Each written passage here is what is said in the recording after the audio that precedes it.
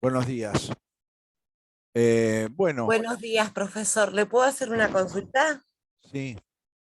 ¿Cómo va a ser el parcial y a qué hora es? Porque no sabemos. Bueno, el parcial va a ser a las 10 de la mañana. El Sí, día, acá me dijeron que se superponía con penal. Yo lo que ofrecí es tomarlo el 25 o el 27, ajá, sábado 27. Pero yo necesito que eso, digamos, ustedes lo definan, digamos, y qué día. claro. Porque yo lo que puedo evitar, si el 25 tienen ustedes también el parcial, de penal, bueno, yo les doy 48 horas y lo tomo el 27, el sábado 27. Ajá. Sí, porque en el grupo de WhatsApp habían dicho que se superponía con penal. Yo, por ejemplo, no estoy cursando penal, no sé cuándo es el Claro. parcial. Bueno, pero el próximo lunes es la última clase. Si Ajá, nadie me dice nada, se va a tomar el 25. perfecto. Si me dicen los que tienen inconveniente, tómelo el 27, yo lo tomo el 27. Pero iban a hablar con penal a ver si cambiaban la fecha. Ah, perfecto. Pero bueno, si no hay ninguna definición, yo Es tomo el el 25. 25 a las 10 de la mañana, Perfecto, el presencial. Y a la perfecto. vez, a la tarde, seguramente coordinaré para quienes tienen que dar por Zoom. Bien, Bueno, el examen consiste de 3 a 5 temas con 4 o 5 puntos a desarrollar por cada uno de esos temas. perfecto. Y la evaluación es un 4 por cada tema que se desarrolla. Es decir, que Bien, si un tema está totalmente mal contestado, es reprobación del examen. Es decir, el bien, nivel 4 se exige en relación a cada tema, perfecto. ¿no? Eso. Y en el caso de los que den por Zoom, es a través de preguntas a programa abierto del módulo 7 al 12. Bien, Le pregunto distintos temas de los distintos módulos de la segunda parte. perfecto. ¿Mm? Ese es el mecanismo. En Gracias. principio, yo había fijado, porque hay que fijarlo en la fecha, el horario de la cursada, el parcial. Entonces yo había fijado el 25 a las 10 de la mañana. En la clase de ayer me plantearon que había una superposición con derecho penal y yo lo que ofrecí es que si penal sostiene el 25, bueno, yo lo tomo el 27. Pero yo a la vez no puedo prolongarlo mucho más porque para el 10 de diciembre más o menos tengo que terminar, porque ya después tengo otra actividad la semana siguiente, fuera de Mar del Plata. Y aparte está el recuperatorio también, entonces no se puede extender más. Claro, justamente. Yo tengo que después, daría las notas ese lunes o martes siguiente, en forma presencial, digamos, y después a la semana siguiente, sería el martes siguiente, tomaría el recuperatorio. Claro, Ese es el esquema. ¿Mm? bien, Como para tener las notas finales para el 10 de diciembre. bien. Ese es el cronograma bueno, que yo tengo previsto. Ahora, dentro de ese cronograma, yo puedo, frente a la superposición, bueno, fijar 48 horas para poder evitar eso. La otra Sí, profe, alternativa, la nosotros otra, queremos, si no ver en penal, de última, a ver si podemos dejar el 25 humanos y que de última penal pueda ser prolongado para lo que vendría a ser el lunes 29. Entonces ahí dejamos el de usted el mismo día y cambiamos penal, digamos. bueno, por eso. Pero yo eso les aclaro lo siguiente, necesito que esté definido el lunes, porque el lunes va a ser la última clase. Yo ya voy a terminar de exponer la totalidad de los módulos el lunes. Con lo cual yo necesito tener una respuesta el lunes a ver qué pasa, ¿no? Si se ha acordado o no se ha acordado con penal el cambio de fecha. La otra alternativa que puedo ofrecer es tomarlo antes del 25. En última instancia. ¿Se entiende? Tomarlo el 23, tomarlo el 22. Porque yo, vuelvo a insistir, la semana que viene concluyo con la exposición de los temas. Con lo cual yo podría adelantar la fecha también. Bueno, yo les propuse la prolongación en la medida en que eso les da más tiempo a ustedes, ¿no? Pero Claro. esa es la idea. Pero en última instancia también la posibilidad es adelantar la fecha. ¿Está claro? Sí. Bueno, esas son las alternativas. Pero yo necesito que en el transcurso de esta semana hasta el lunes definan con derecho penal si va a mantener la fecha, si les va a tomar el 29, que si llegan a algún tipo de acuerdo con penal, porque en todo caso, si llegan a un acuerdo con penal, bueno, mantendríamos el 25, como recién dijo Catalina, digamos. El 25 lo mantenemos. Si ellos dicen el 25 se da, bueno, el lunes próximo decidimos si lo tomamos el 27 o lo tomamos antes. En última instancia. ¿Mm? Pero lo que yo no puedo es tomarlo después del 27, el segundo parcial. Después, como dijo la compañera, están los recuperatorios, las notas, la revisión de los exámenes, bueno, todo el periodo, los 7 días entre las notas y el recuperatorio. Y yo tengo más o menos para el 10 de diciembre, que es el viernes 10 de diciembre, terminar toda esa actividad. Tengo que tener concluido. Como para que ustedes también tengan las notas finales, subidas al guaraní, bueno, todo lo que me hace falta.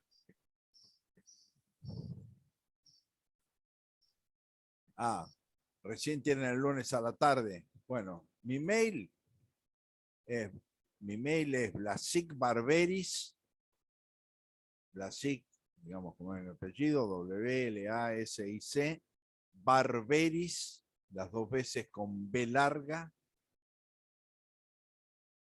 @gmail.com.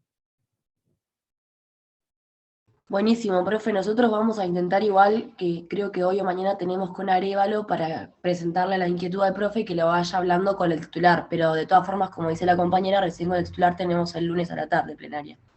Bueno, perfecto.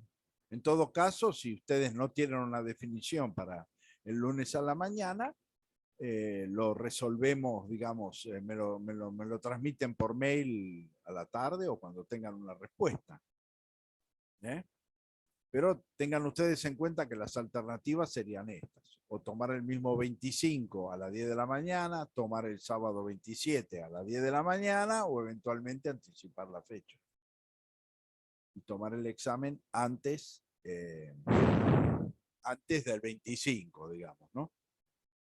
Porque, vuelvo a insistir, yo el lunes terminaría con la exposición de los contenidos de los módulos. ¿Quedó claro? Bueno, muy bien. Entonces voy a seguir explicando. Habíamos quedado ayer analizando la Comisión Interamericana de Derechos Humanos.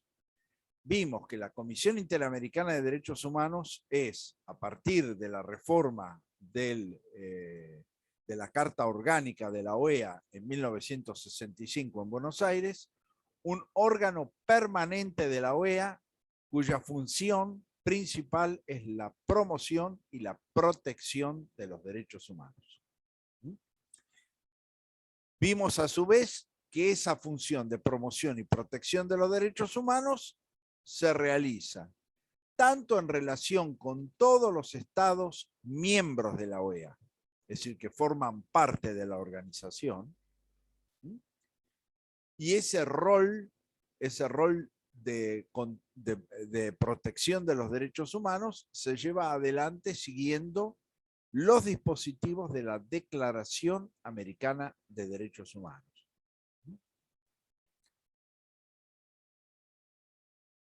En ese caso, ese proceso concluye, digamos, se pueden presentar denuncias individuales, pero concluye en la comisión, es decir, con la decisión final de la Comisión Interamericana.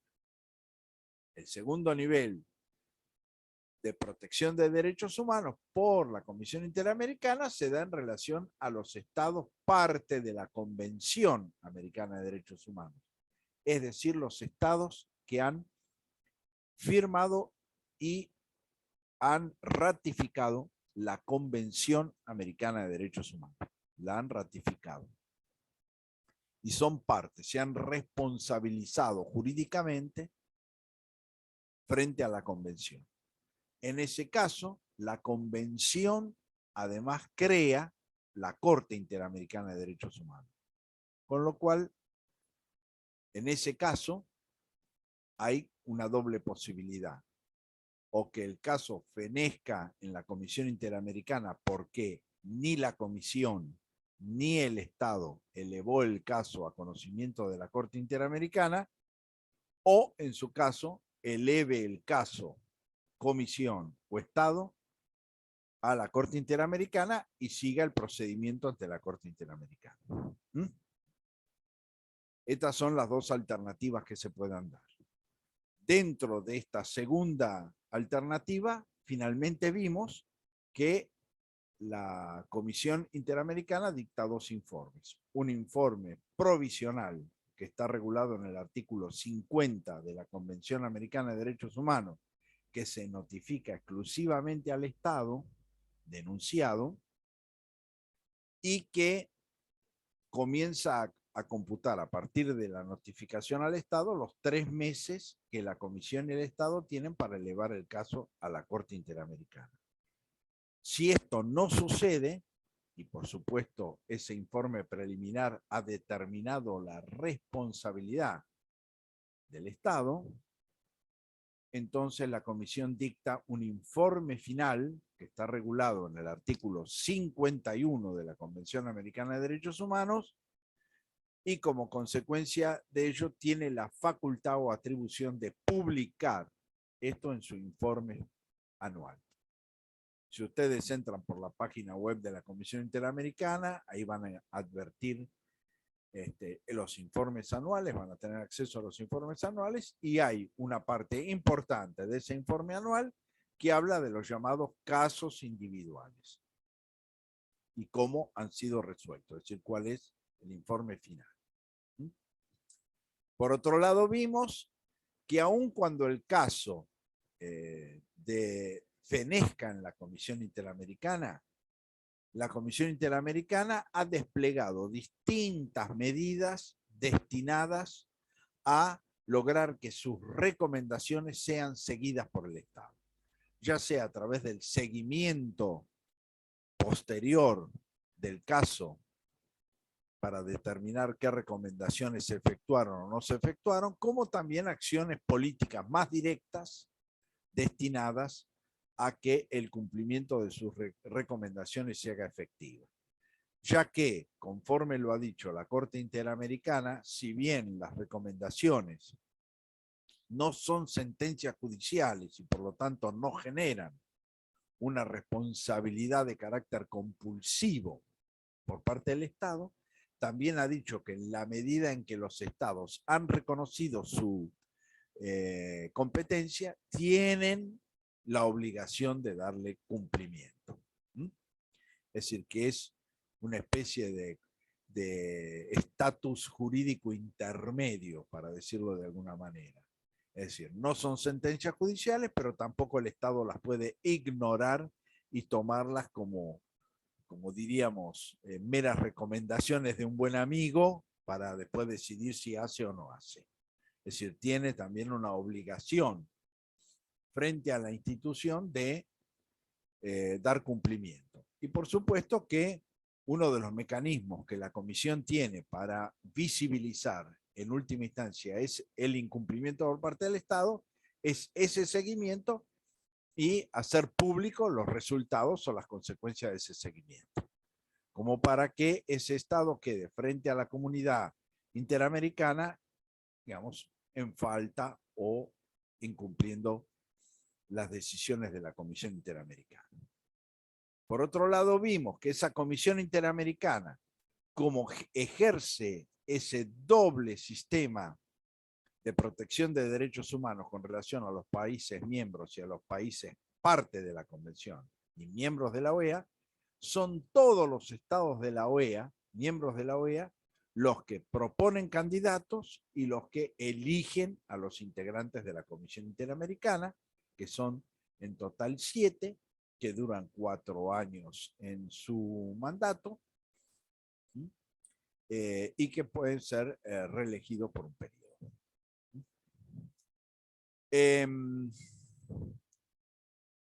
Pero, como ya dije, no solamente tiene funciones de protección, sino también de promoción de los derechos humanos. Entonces, ¿hay formas de protección alternativas a la denuncia individual, digamos, a los casos? Sí los hay. Eso tiene que ver con lo que se llama inspección in loco, inspección en el lugar. La posibilidad de que la Comisión Interamericana visite con el consentimiento del Estado respectivo a ese Estado en relación a determinadas situaciones de derechos humanos en particular o con carácter general. Esto puede estar vinculado con situaciones particulares, como puede ser régimen penitenciario en un país, en la forma en que funciona, por un lado, o pueden ser términos mucho más generales respecto al respeto en general de los derechos civiles y políticos, o también los derechos económicos, sociales y culturales. Y en ese caso, la comisión produce lo que se llama informes por países, es decir, hace público el resultado de esas inspecciones. Es decir, la inspección exige el consentimiento del Estado, pero a su vez luego la comisión hace pública dentro del sistema interamericano de sus resultados. Por ejemplo, en el caso particular de la Argentina, es decir, la Comisión Interamericana hizo una sola visita in loco, pero que tuvo una gran importancia política. Fue en 1979, durante la dictadura militar, para averiguar sobre el tema de las desapariciones forzadas de personas en la Argentina. Y generó un informe que se publicó el año siguiente, en 1980. Y tuvo importancia institucional porque era la primera oportunidad en que durante la dictadura se denunciaba la situación de desaparición forzada por un órgano por fuera de las organizaciones locales de derechos humanos. Es decir, que se convalidaba no solamente la existencia de la práctica de desaparición forzada de personas, sino ese informe, que en última instancia, si tienen la oportunidad de leerlo, les recomiendo lo hagan, también desarticula las explicaciones que la propia dictadura militar daba frente a esos casos. ¿Y por qué? Entonces eso tuvo una gran trascendencia institucional porque fue la primera oportunidad en que un órgano externo, digamos, a los organismos de derechos humanos locales hacía una verificación y establecía la existencia sistemática de la práctica. Entonces, eso también tiene una característica importante institucional, el hecho de que la comisión verifique. Por otro lado, la propia experiencia argentina demuestra, recordarán, o por lo menos habrán leído en algún momento, que una de los apotegmas que llevaba adelante justamente la dictadura militar en esa época era: los argentinos somos derechos humanos. Entonces, evidentemente, ¿qué quiero explicar con esto? De que aún los propios gobiernos autoritarios sienten el peso que significa negar la presencia de la comisión en el país, porque esto da a entender que la situación es una situación irregular. Entonces también eso tiene un cierto peso específico ¿Por qué? Porque en general los estados difícilmente le nieguen a la comisión el ingreso al país, porque, vuelvo a insistir, representa un reconocimiento tácito de las presuntas irregularidades que se pretenden verificar. Entonces, bueno, las llamadas inspecciones en loco es una de las posibilidades también de protección de los derechos humanos que la Comisión Interamericana lleva adelante. Otra de las funciones es la posibilidad, en primer lugar, de hacer abordajes temáticos, es decir, hacer un seguimiento, por ejemplo, la situación de los derechos de los pueblos indígenas en los países del continente, la situación de los derechos de la mujer dentro del continente, o la situación de los derechos de los niños, niñas y adolescentes en el continente. Es decir, se hace un seguimiento donde, por supuesto, no solamente se recibe el aporte de los propios estados, sino también de las organizaciones de la sociedad interesadas en la temática. Y en general, esto muchas veces complementa la otra posibilidad que tiene la Comisión Interamericana, la de proponer proyectos de tratados o convenciones interamericanas de derechos humanos o de modificación a través de protocolos facultativos, de modificación de los tratados existentes. En primer lugar, la Convención Americana de Derechos Humanos, que terminó siendo aprobada por la Asamblea General de la OEA en 1969, fue originalmente una iniciativa de la Comisión Interamericana de Derechos Humanos, y bajo su órbita se llevó adelante toda una discusión preliminar que llevó alrededor de 2 años para la generación de un anteproyecto que luego se elevó a conocimiento de la Asamblea General de la OEA. Entonces, eso representa, digamos, también otra forma de protección de los derechos humanos, además de las denuncias individuales. Inspecciones in loco, abordaje de los derechos humanos por tema, proposición de convenciones o de tratados internacionales dentro del sistema interamericano o de modificación de los existentes. O modificación de los existentes.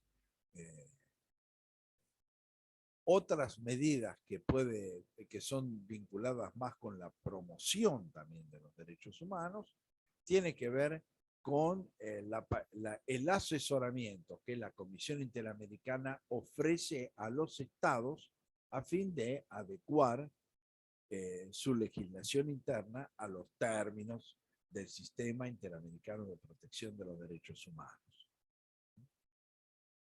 En materia de régimen político o en materia de implementación de diversos derechos en los cuales el Estado respectivo pide la colaboración de la Comisión. No, artículos 50 y 51. Acá me preguntan si era 50 y 53. No, 50 y 51. Informe preliminar, artículo 50, informe definitivo de la comisión, informe, artículo 51. Bueno. Entonces, esta es otra posibilidad, digamos, que tiene que ver con el asesoramiento a los estados a fin de adecuar su legislación, por supuesto que en los casos en que el Estado solicite esa colaboración, pero es una forma de participar. Otra es la participación de procesos de formación también, ¿no?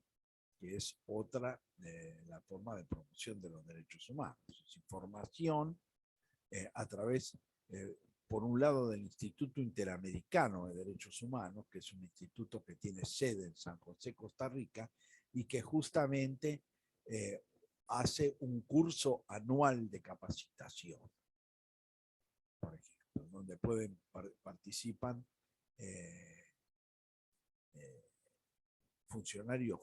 funcionarios estatales, es decir, representantes de los estados, pero también integrantes de organizaciones sociales, organizaciones de la sociedad civil interesada en general en el tema de los derechos humanos. Y son cursos de formación en la cual integrantes de la Comisión Interamericana participan.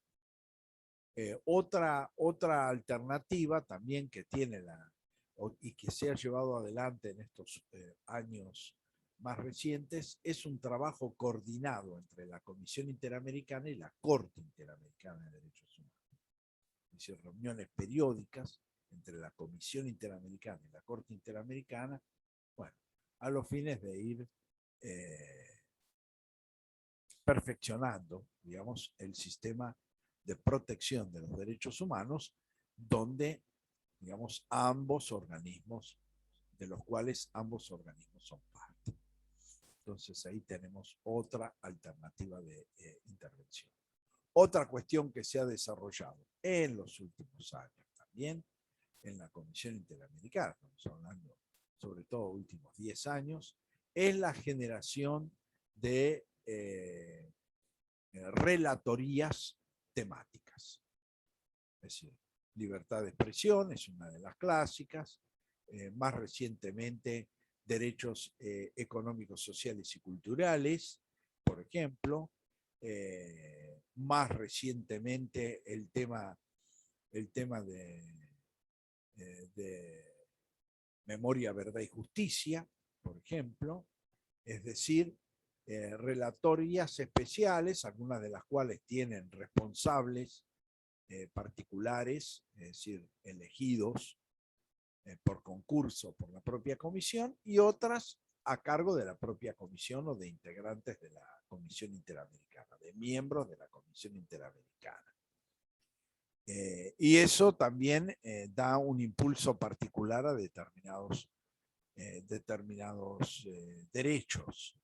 En la medida en que hay un seguimiento de esas relatorías especiales, tal cual también rigen en el sistema de Naciones Unidas, donde se hace un seguimiento permanente de una temática determinada, por la cual se habla, digamos, se analiza la situación de ese derecho en el continente, se reciben también las denuncias o las presuntas violaciones a los fines de operativizar acciones, medidas de carácter general por parte de la Comisión Interamericana.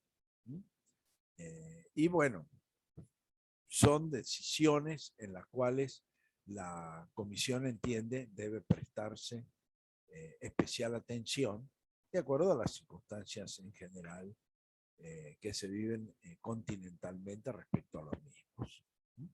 Entonces, relatores especiales es otro de los mecanismos también que se llevan adelante a través de la Comisión Interamericana de Derechos Humanos.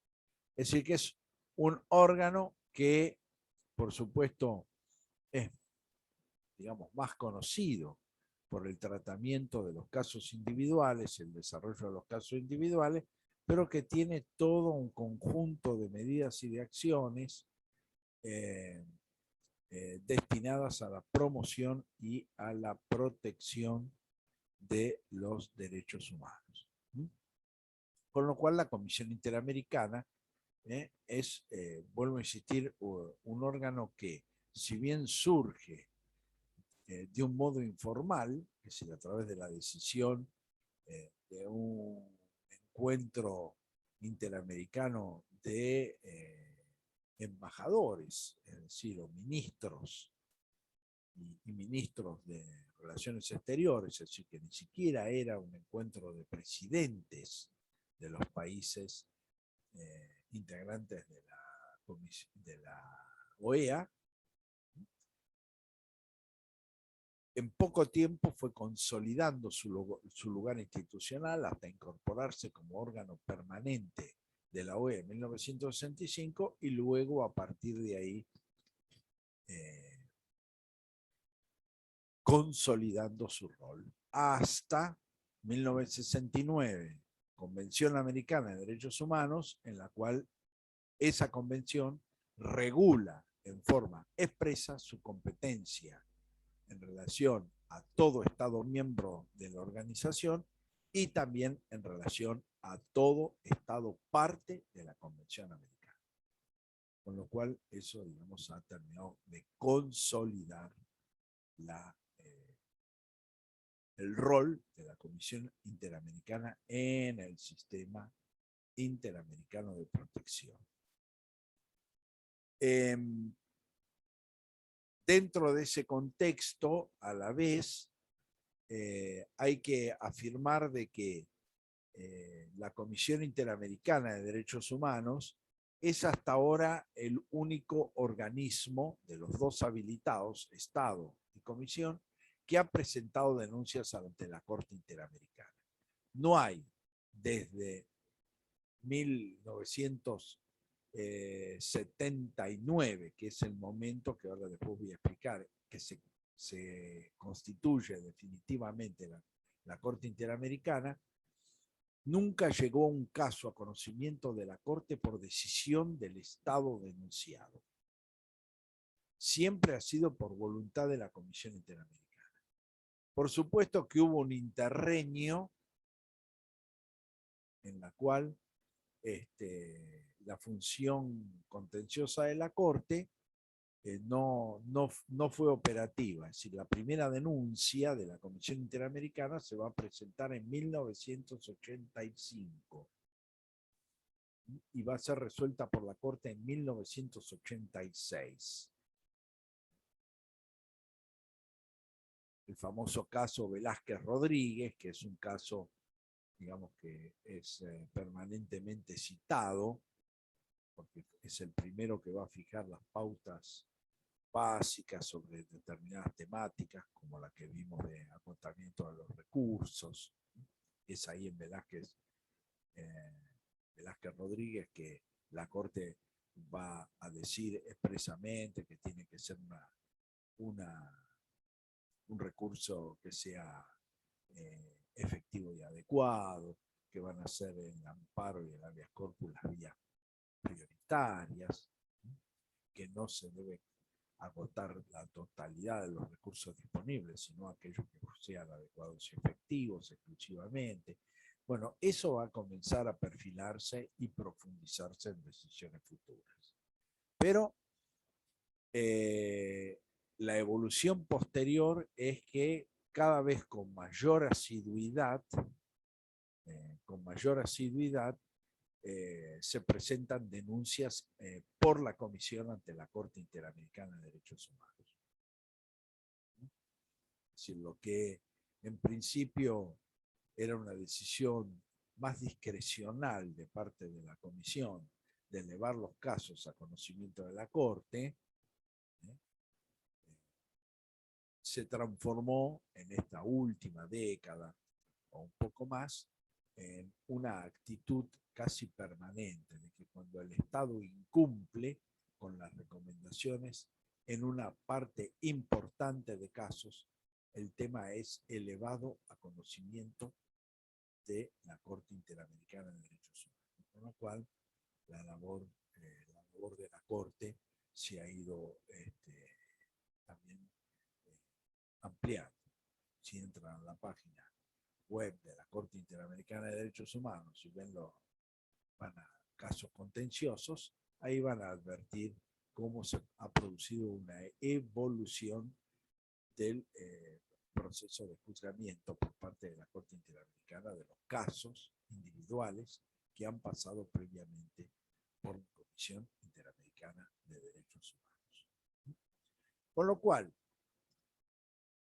el sistema de protección, aún dentro del marco de la Convención Americana de Derechos Humanos, exige el paso previo por la Comisión Interamericana. Es decir, no se puede, no hay demanda directa contra demanda directa a la Corte Interamericana. La víctima, los representantes o el grupo de personas habilitado para denunciar siempre lo debe hacer ante la Comisión Interamericana. Hace unos años atrás se generó un debate dentro del sistema interamericano, también entre la Corte Interamericana y la propia Comisión Interamericana, en estas reuniones a las que he hecho referencia antes, respecto a la posibilidad de recurrir en forma directa a la Corte Interamericana. ¿Cuándo surge este debate? Bueno, surge a partir de que el sistema europeo de derechos humanos, en un protocolo facultativo que se aprobó, digamos, en el ámbito de la Unión Europea, habilitaba la denuncia directa ante la Corte Europea de Derechos Humanos sin pasar por previamente por la Comisión Europea de Derechos Humanos. Bueno, esto dio lugar a una serie de debates respecto a si cabía reformar la Convención Americana de Derechos Humanos y permitir, por un lado, la denuncia de los casos por los afectados y la otra, permitir esa denuncia en forma directa ante la Corte Interamericana. En general, la denuncia directa en el sistema interamericano fue desestimada, digamos. Los debates llevaron a un resultado negativo a esa modificación. ¿Por qué? Porque la propia experiencia europea respecto a los estados que habían ratificado ese protocolo facultativo y admitían la denuncia directa, la reacción de la Corte Europea fue mayor estrictez formal para las presentaciones. Es decir, el sistema, digamos, para decirlo de alguna manera, se endureció en los aspectos más formales del procedimiento. Y frente al incumplimiento de esos aspectos formales, se desbarataba la demanda. Con lo cual el sistema de protección también, de algún modo, se terminaba debilitando. Es lo que sucede un poco en nuestro sistema, digamos, de recurso extraordinario ante la Corte Suprema. Es decir, en general, por cualquier causa se puede llegar, pero a la vez el filtro de lo formal para la admisibilidad es muy grande.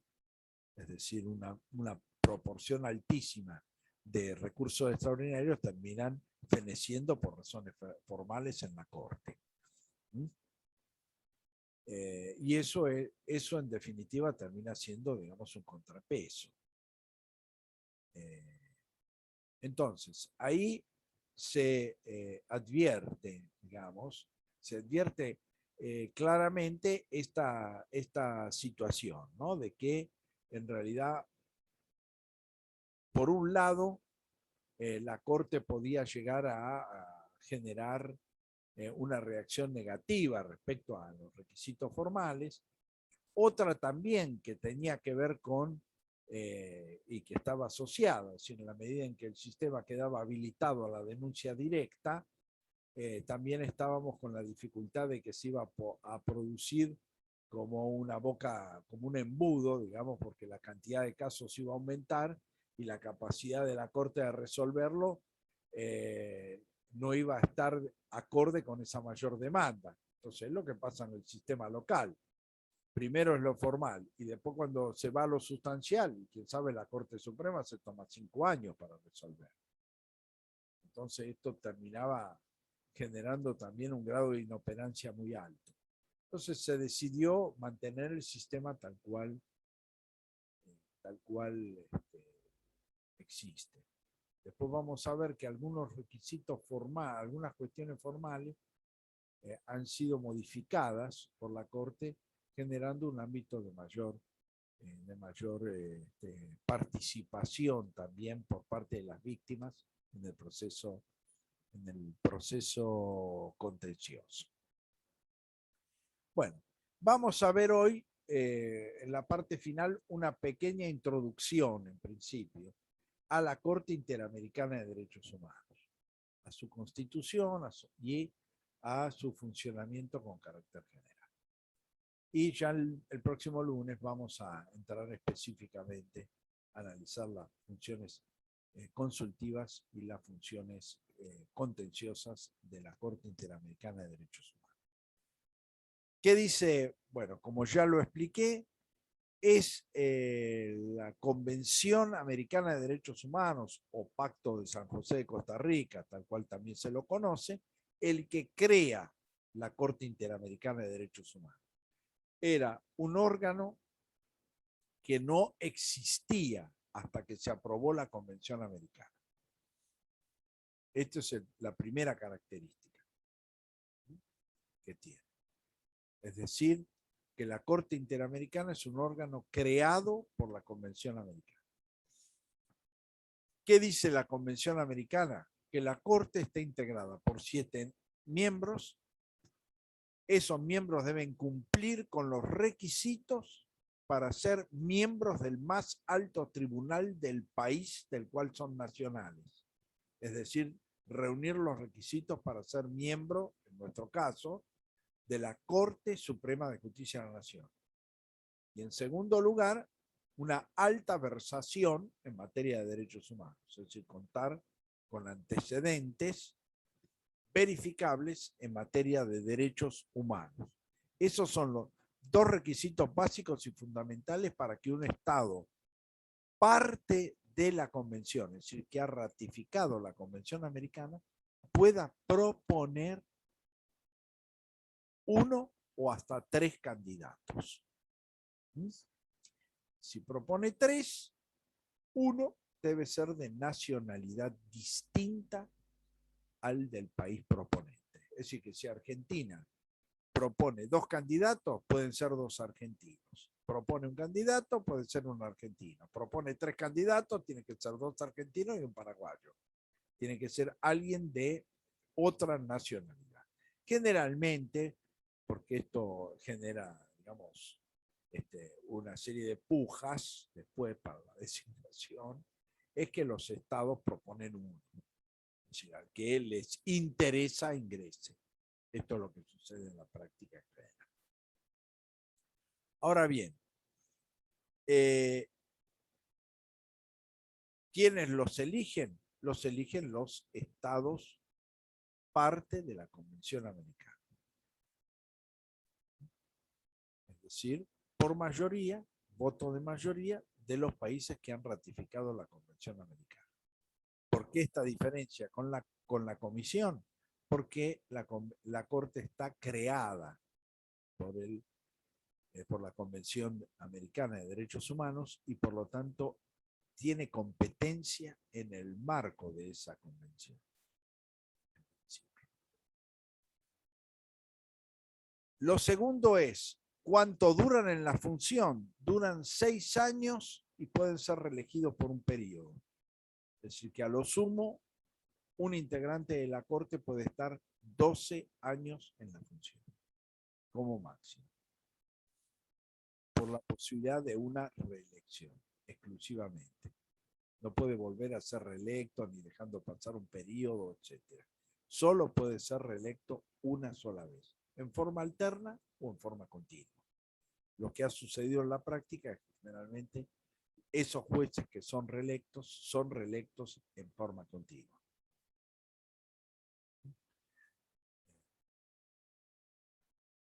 Esa es la práctica. Por otro lado, se fija un quórum especial para funcionar.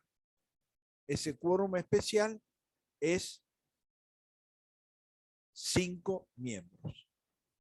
Es decir, la lógica es que como son 7, podría funcionar en quórum con 4.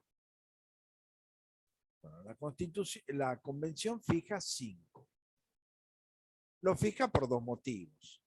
Uno, para dar, digamos, mayor fortaleza a la decisión de la Corte, en la medida en que son 5 sobre 7 los que opinan. 2, porque se genera una cifra impar que evita el empate. Entonces, 3-2 se puede tomar una decisión. Esto es en general lo que sucede. El porqué de la designación. Sin perjuicio de lo cual, la regla es que la Corte funciona en plenario. La Corte funciona en plenario.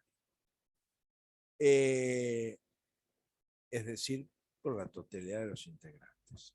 Situaciones particulares es qué pasa si hay un integrante de la nacionalidad del Estado denunciado. Es decir, por ejemplo, en este caso, se denuncia a la Argentina ante la Corte Interamericana. Bueno, el juez Zaffaroni de la Corte Interamericana no puede participar. ¿Qué se genera a favor de ese Estado? Bueno, por un lado, su nacional no puede participar, pero puede ofrecer un juez ad hoc para que integre el tribunal. Puede ofrecer un juez ad hoc para que integre el tribunal. Por supuesto que cumpliendo con los requisitos que antes he referido, ¿no? Y aún para ese juez ad hoc son exigibles, ¿no? Otra cuestión procesal que decidió en los casos contenciosos por vía interpretativa la Corte Interamericana es qué pasa si en el transcurso del proceso un juez fenece su mandato y no es reelegido o eventualmente concluye, digamos, los 12 años máximos de mandato. A ver qué me preguntan acá. ¿Qué sucede si hay un conflicto con el país en el cual algún miembro, bueno, si algún miembro forma parte, es decir, lo que decía es que si un miembro forma parte, y por ejemplo, pongo el ejemplo, el Estado argentino en este momento, hay un juez de la Corte Interamericana que es de nacionalidad argentina, es el doctor Eugenio Zaffaroni. Entonces, si la Argentina es denunciada ante la Corte Interamericana, ese juez no puede participar, no puede intervenir. Ese juez no puede intervenir porque coincide con la nacionalidad del país del cual es originario, es nacional. Ahora bien, ese Estado puede ofrecer un juez ad hoc, la participación de un juez ad hoc, que sería para ese caso concreto exclusivamente. Y ese juez ad hoc ofrecido debe cumplir con los requisitos establecidos en la convención respecto a tener los requisitos para ingresar al máximo tribunal del país de que se trate y ser altamente versado en materia de derechos humanos. Comprobable. Y por supuesto que ese juez ad hoc participa y vota exclusivamente en ese caso contencioso. ¿Entiende? Ese es el mecanismo.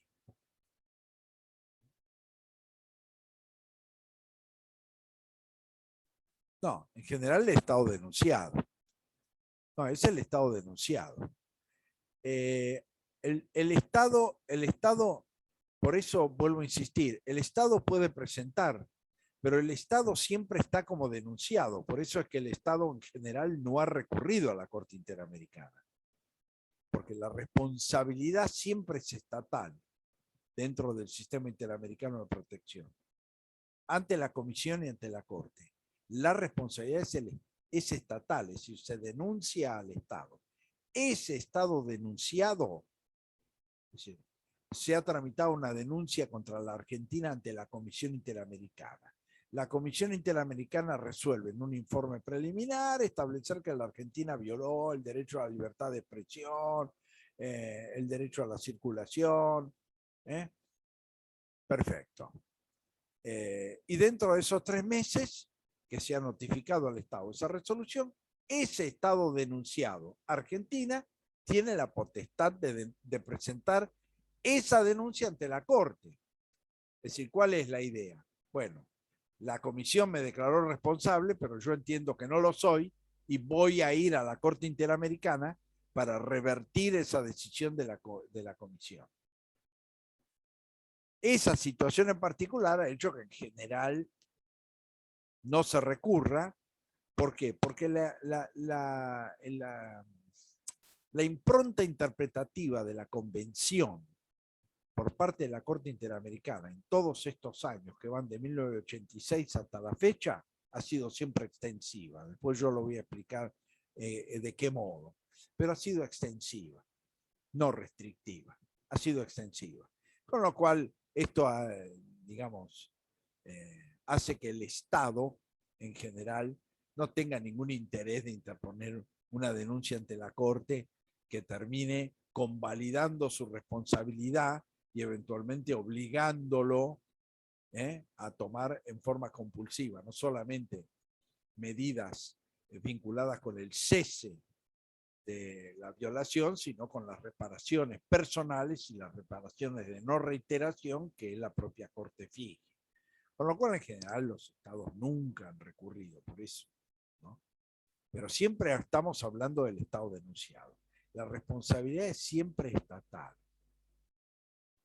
Esa responsabilidad estatal puede ser porque los propios agentes, es decir, esto lo vimos cuando analizamos efectividad, garantizar y respetar los derechos humanos.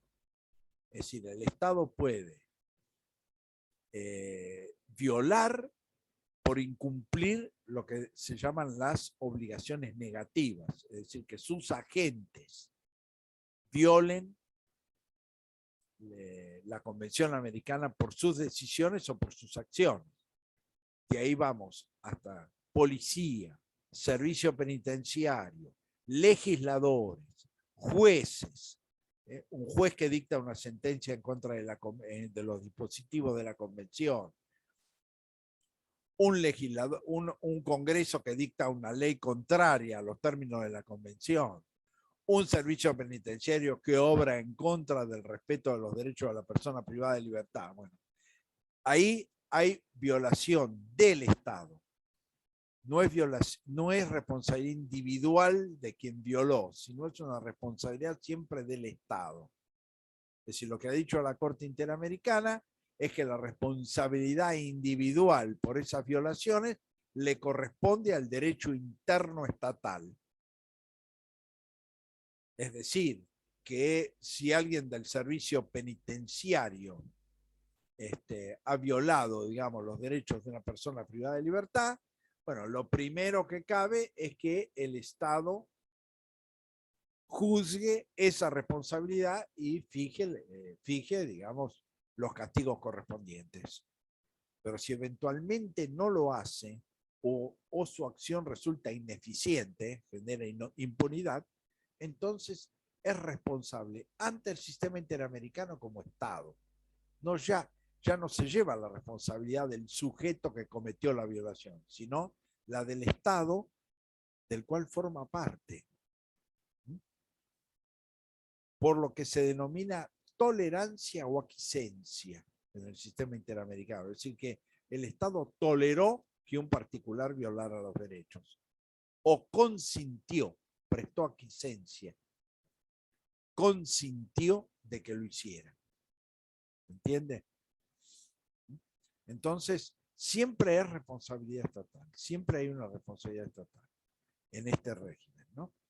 Tanto en Naciones Unidas, como explicamos, como en el sistema interamericano. La responsabilidad es estatal por la violación de las convenciones internacionales de derechos humanos.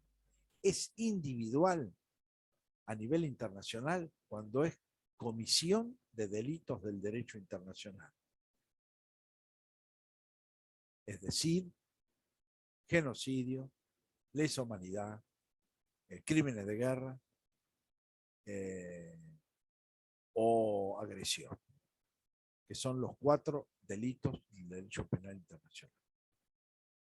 Ahí sí se lleva al banquillo, en última instancia, en el sistema de Naciones Unidas, al Tribunal Permanente de Naciones Unidas, a los responsables individuales de esa violación.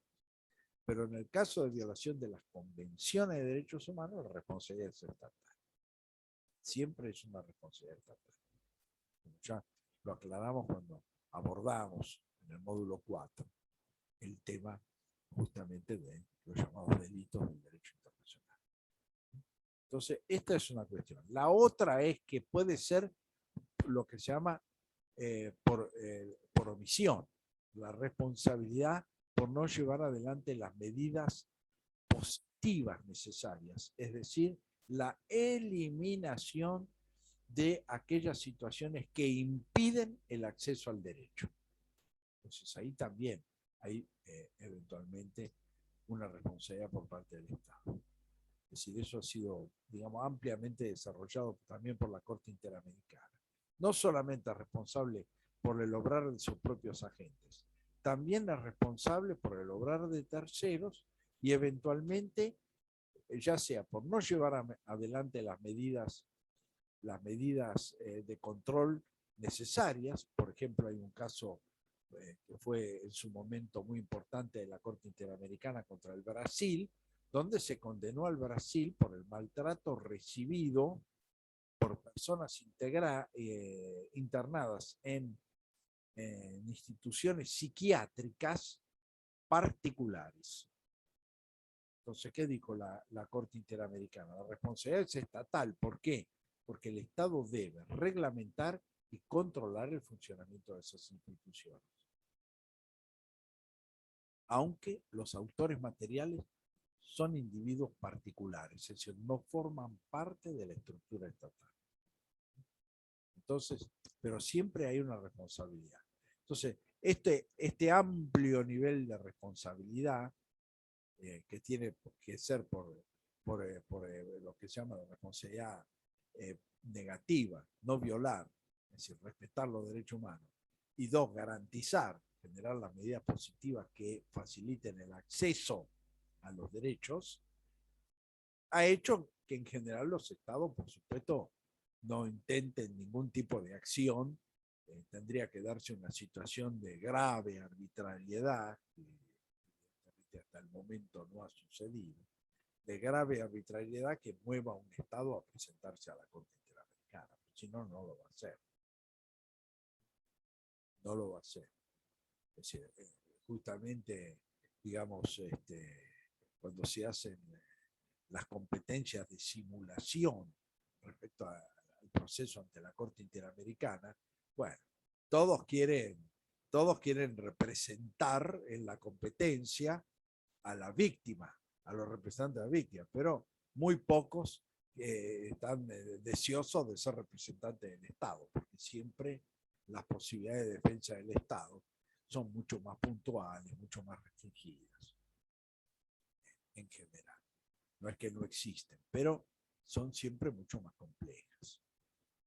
Entonces esto ha hecho que el Estado hasta ahora nunca ha presentado una denuncia. Uno diría, bueno, es una contradicción porque sería una denuncia contra sí mismo. Sí, pero en general lo que pretende la convención es que si el Estado está convencido de que no es responsable, bueno, dé ese debate ante la propia Corte y no ante la Comisión. Es una cuestión, digamos, ese es el motivo, la razón. En la práctica concreta siempre ha sido a través de decisiones en la Comisión. Bueno, volviendo al tema de la integración de los jueces, lo que la otra cuestión es qué pasa si se reemplazan. Si pasaron los 6 años, hay un procedimiento en curso, un caso contencioso en curso, y el juez abandona. Debe abandonar la Corte, porque ha vencido su mandato. Bueno, la Corte ahí ha fijado una interpretación. Si el proceso está solamente en el abordaje de las cuestiones de forma, es decir, excepciones preliminares, entonces ese juez es reemplazado por el nuevo. Si se ha entrado al análisis de las cuestiones de fondo, es decir, las cuestiones de derecho, si ha habido violaciones o no, entonces el juez, aún vencido su mandato, continúa. Este fue el criterio original. En la actualidad, ese criterio es que el juez que ha intervenido inicialmente continúa. ¿Por qué? porque hoy por hoy la práctica de la Corte es que resuelve en forma simultánea, en una sentencia única, excepciones preliminares, cuestión de fondo, es decir, existencia o inexistencia de violaciones a la Convención, y reparaciones a las víctimas, eventualmente a sus familiares, y las reparaciones vinculadas con la no reiteración de las referidas violaciones. Entonces, en realidad, hoy el conocimiento es en integrum. En el pasado, originariamente, la Corte primero dictaba una sentencia vinculada con las excepciones preliminares, luego una sentencia sobre las cuestiones de fondo y luego un procedimiento para la determinación de las reparaciones, que voy a explicar todo eso el próximo lunes. En la actualidad, como el número de casos ha crecido, indudablemente, el número de denuncias ha crecido, entonces ya la Corte dicta una única sentencia donde aborda la totalidad de las cuestiones. Y de acuerdo a cada una de las etapas y cómo la resuelve, bueno, va avanzando en las siguientes. Pero hoy por hoy, digamos, el juez que ha tomado conocimiento de un caso, en general continúa hasta la finalización de ese caso, aunque haya vencido su mandato, porque la sentencia es una sentencia que abarca cuestión de forma y cuestión de forma y reparación. Todo en un mismo fallo judicial, como son las sentencias en la justicia local, digamos. Pero la práctica anterior era por etapas.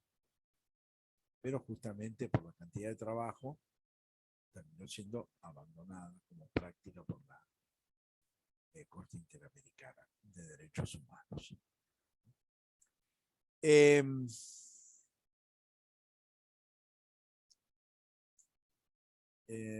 Bueno, dentro de estas características o de estos procedimientos, se encuadra o se enmarca lo que son las competencias consultivas y las competencias contenciosas. Es decir, hablamos de competencia consultiva, que es poderle consultar a la Corte determinadas cuestiones vinculadas con la interpretación de los alcances de la Convención Americana de Derechos Humanos u otros tratados de aplicación al sistema interamericano. Con lo cual yo le puedo consultar sobre no solamente la Convención, sino otros tratados aplicables. Vamos a ver el lunes algunos ejemplos de esta situación. Y por otro lado, los casos contenciosos, que son elevados a conocimiento de la Corte Interamericana de Derechos Humanos en los términos del artículo 50 de la Convención Americana, ya sea por la Comisión o por el Estado denunciado. Bueno, dejamos acá y vamos entonces el próximo lunes a analizar en la última parte las competencias contenciosas y consultivas de la Corte Interamericana de Derechos Humanos. Muy bien, nos vemos entonces el próximo lunes. Hasta el lunes. Chao, gracias. Chao, gracias, profe. Hasta el lunes.